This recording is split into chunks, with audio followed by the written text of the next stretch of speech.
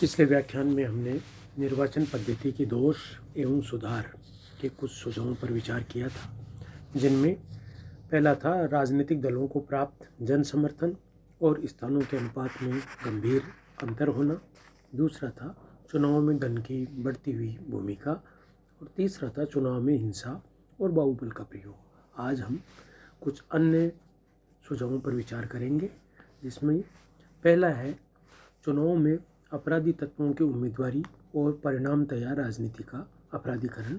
1993 से 2014 के वर्षों में अपराधियों के राजनीति में प्रवेश पर बहुत चर्चा हुई। सभी राजनीतिक दलों ने भी राजनीति में अपराधियों के प्रवेश पर रोक लगाने की आवश्यकता पर बल दिया, लेकिन व्यवहार में किसी भी राजनीतिक दल ने अपराधियों को अपना उम्मीदवार बनाने से परहेज नहीं किया। चुनाव आयोग ने भी इस संबंध में जो व्यवस्थाएं की वे भी प्रभावी सिद्ध नहीं हुई। इस पर प्रभावी नियंत्रण के लिए जनप्रतिनिधित्व अधिनियम में संशोधन कर पक्की कानूनी व्यवस्था की जानी चाहिए।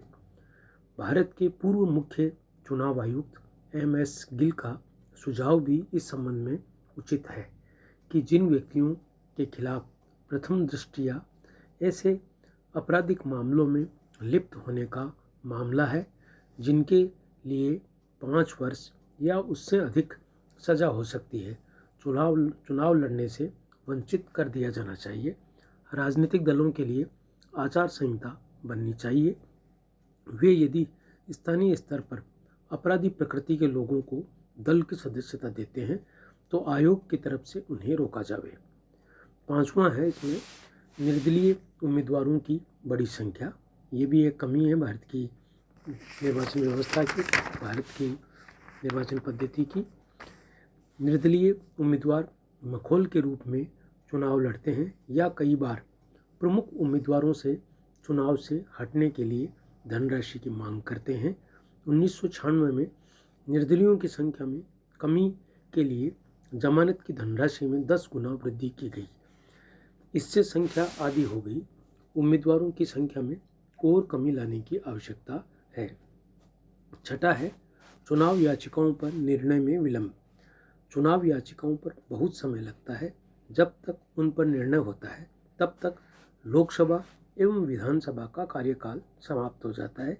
इस संबंध में कानून बनाकर 6 माह या अधिक से अधिक एक वर्ष में चुनाव याचिका पर निर्णय अनिवार्य किया जा सकता है। शीघ्र निर्णय के लिए सर्वोच्च न्यायालय की एक विशेष पीठ स्थापित की जा सकती है। इस संबंध में भारत के चुनाव आयोग के द्वारा भी जुलाई 2004 में कुछ सुझाव दिए गए। वो सुझाव इस प्रकार है, जिसमें पहला सुझाव है आयोग ने जनप्रतिनिधित्व अधिनियम में ऐसे संशोधन का सुझाव दिया जिससे 5 वर्ष या अधिक सजा के मामलों के आरोपी अदालत द्वारा आरोप निर्धारित किए जाने के बाद ही चुनाव से प्रतिबंधित किए जा सके। झूठी शिकायतों के परिप्रेक्ष्य में आयोग ने कहा कि चुनाव के 6 माह पहले तक दर्ज मामलों में ही अभियुक्त को चुनाव लड़ने की अयोग्यता के दायरे में शामिल किया जाए। दूसरा सुझाव था निर्दलीयों की बढ़ती संख्या के परिप्रेक्ष्य में आयोग का सुझाव है कि जमानत की राशि में पुनः वृद्धि कर दोगुना कर दिया जाए। जमानत की राशि के निर्धारण का अधिकार चुनाव आयोग को दे दिया जाए। तीसरा सुझाव है दल बदल अधिनियम के अंतर्गत सांसदों विधायकों की सदस्यता के लिए अयोग्य घोषित करने का अधिकार पीठासीन अधिकारी की जगह चुनाव आयोग को देने का सुझाव दिया गया।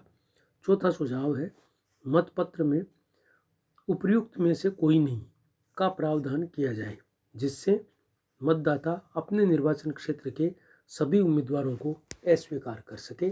2013 के विधानसभा चुनाव और उसके बाद में हुए लोकसभा चुनावों में इसे लागू कर दिया गया है।